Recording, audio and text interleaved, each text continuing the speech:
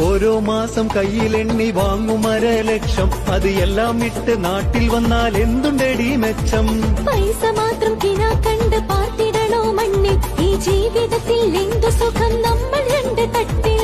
ഓരോ മാസം കയ്യിലെണ്ണി വാങ്ങും 1,00,000. അത് എല്ലാം ഇട്ട് നാട്ടിൽ വന്നാൽ എന്തുണ്ടടി മെച്ചം? പൈസ മാത്രം കിനാ കണ്ട് പാർത്തിടണോ മണ്ണിൽ. എന്റെ കൂട്ടക്കാരി ഞണ്ണാൻ തരുവോ? അതിന് പൈസ തന്നെ വേണ്ടേ? പാട് പാട്. ഈ ജീവിതത്തിൽ എന്തു സുഖം നമ്മൾ രണ്ട് തട്ടിൽ. മിണ്ടൂല ഞാൻ മിണ്ടൂല ഞാൻ മിണ്ടൂല ഞാൻ മാരനെ.